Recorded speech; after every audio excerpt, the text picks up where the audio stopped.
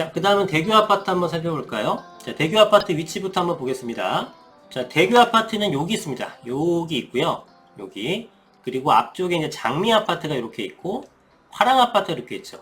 작은 아파트 두 개 합쳐갖고 요거를 통으로 지으면 어떻겠니? 라고 서울시가 공고했고, 실제로 얘네들이 모여서 얘기를 했지만, 역시나 화합이 안 되고 별도로 진행하는 걸로 보여집니다. 자, 그래서 원래는 이렇게 재건축 사업 설명했습니다. 이게 작년 7월 2일이죠. 그죠? 네, 지금은 안 합니다. 여기는 시범 아파트와 이 대교 아파트 장미 화랑은 준주거 지역으로 변경이 돼요. 그러면 기존의 3종보다는 당연히 용적률이 상향이 됐지만 다른 아파트들처럼 상업지로 가지 않았기 때문에 좀 아쉬운 건 있죠. 최대 400% 용적률 받을 것을 생각하고 신통으로 추진하면서 최고층은 59층 정도로 얘기를 하고 있는 그런 상황입니다.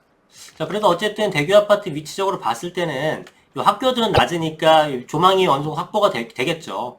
장미와 화랑이 어떻게 진행할지는 모르겠습니다만 일부 단지가 가린다고 하더라도 비껴가면서 한강뷰가 확보가 되지 않을까라고 생각이 듭니다. 좀 아쉽긴 하죠. 아까 말씀드렸다시피 요 라인은 전부 상업지입니다. 요렇게는 상업지로 보시면 되고요.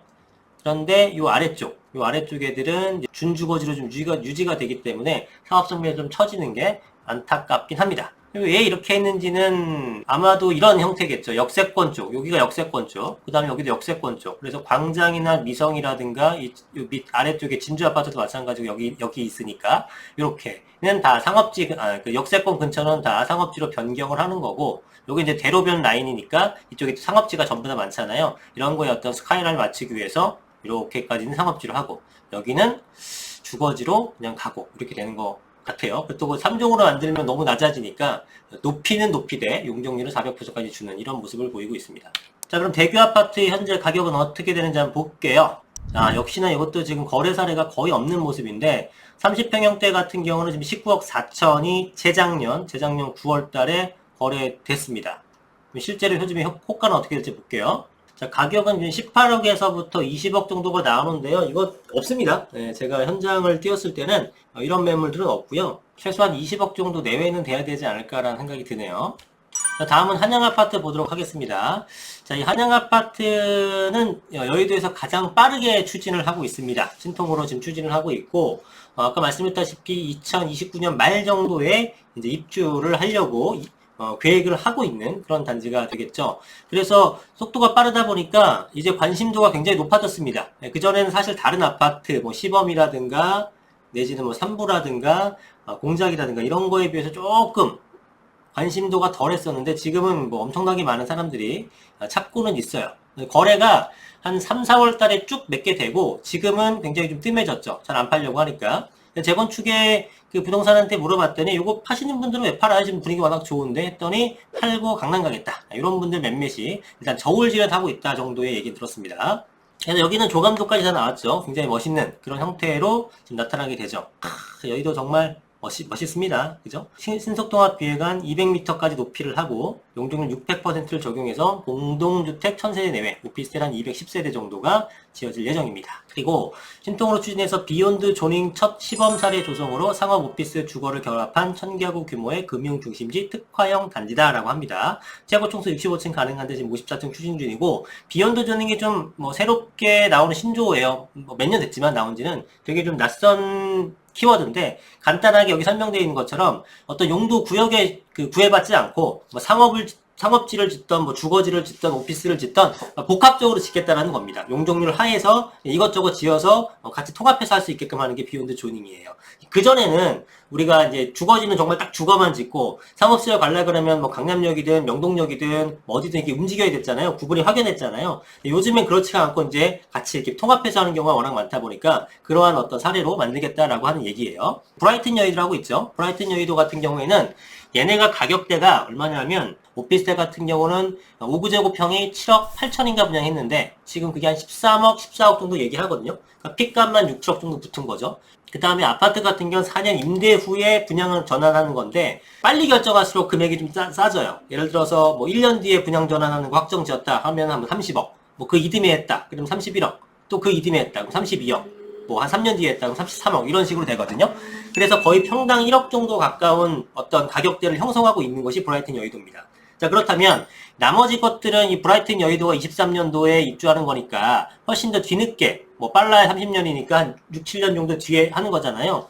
그러면은 이 브라이튼 여의도보다 최소한 1.1배에서 1.2배 정도는 새 거니까 더 가격이 높게 형성된다고 봐야 되는 부분이고, 이 아파트 자체도 가만히 있지 않고 1억 이상으로 또 상향이 될 거 아니겠습니까?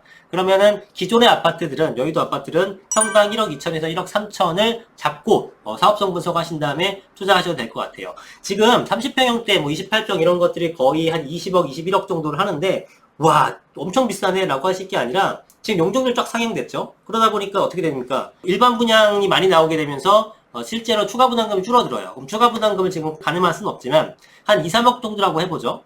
그러면 내가 20억 주고 사가지고 33평 아파트를 봤는데 한 2억 3억 냅니다. 그러면 총 금액 한 23억 정도를 투자하는데 지금 완성된 아파트가 평당 1억 33억이야. 내 거는 그럼 어떻게 되겠습니까? 한 6억에서 38억 정도를 보는 게 맞죠. 그러면 23억 투자해서 38억이 되게 되면 한 15억 정도의 차익이 생기는 겁니다. 그죠? 그렇기 때문에 지금 그 금액에 거래하는 게 여유가 있는 분들은 구입하는 것이 맞는 거죠. 이론적으로 그렇다는 겁니다. 중간에 어떤 일이 있을지 모르겠지만 여의도 같은 데가 흔들려 버리면은 여러분들 부동산은 아예 아무것도 안 사셔야 되는 수준이죠. 그죠? 그러니까 이 정도로 확실한, 그러니까 섬이니까 어디 뭐 공급이 다른 데 생긴다고 하더라도 그 분산이 잘 안 됩니다. 그죠? 여의도를 먼저 찾고 얘가 돈이 안 되면 다른 데 갈지언정 돈이 되게 되면은 대체제가 크게 없잖아요. 그리고 여기가 여의도의 정말 가장 큰 특징은 뭐냐면 어마어마하게 많은 고소득층 일자리가 있습니다. 그런데 아파트는 태부족이에요. 그래서 이 여의도의 태부적인 아파트 그 주택 공급을 부족하기 때문에 노량진 뉴타운도 만들고 신길 뉴타운도 만들고 목동도 개발하려고 하는 거 그런 것들이잖아요. 그런 것들이 여의도의 어떤 수많은 수요들을 분산시켜 주니까. 자, 그럼 한양 아파트 가격이 어떤지 한번 보도록 하겠습니다. 일단 한양 아파트의 실거래가부터 살펴보도록 하죠. 자, 34평, 35평 이런 평형대가 제일 관심이 많으실 텐데 23년도 5월달에 18억 5천. 우와, 잘 샀네요. 굉장히 잘 샀다고 생각이 들고요. 35평형도 요거는 5월 5일날 19억 1천만 원 정도입니다. 여러분들이 가서 이 정도 금액에 사실 수 있다면은 무조건 추천드립니다. 이 정도 금액에 살 수 있다면 무조건 수익이 된다. 자, 한양 아파트의 시가는 어떻게 되는지 보도록 하죠. 일단은 30평형대만 보도록 하겠습니다. 자, 지금 금액은 19억 5천에서 21억 5천까지니까 제가 볼 때는 한 21억, 뭐 20억 5천, 21억 정도 내외가 실제로 여러분들이 갔을 때 마주치는 가격이 아닐까 생각이 듭니다. 제가 한 가지 좀 말씀드리고 싶은 건 여기 네이버상에 19억 5천짜리 매물이 있다고요. 19억 5천에 예산을 갖고 가게 되면 거의 90% 못 삽니다. 이런 매물이 실제로 없고요. 막상 붙는다고 해서 도망가는 경우가 많아요.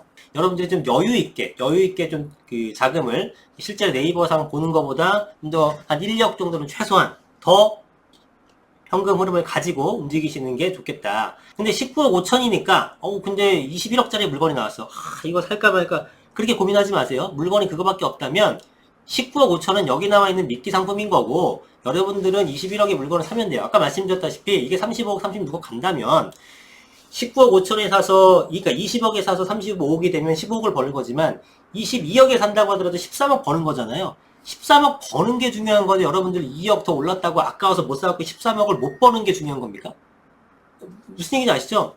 2억 때문에 아까워서 안절부절 못하다가 못 사가지고 향후에 올라가는 13억을 놓치느니 나는 15억 아니라 오케이 13억도 오케이 하면서 사겠다 이거예요. 그러니까 이건 진짜로 돈 있는 분들만 살 수 있는 동네긴 합니다. 여의도는. 네. 그냥 1억 올라가는 것쯤은 가볍게 참고 매수할 수 있는 분들만이 여의도의 주인이 될 수 있지 않을까 이런 판단이 듭니다.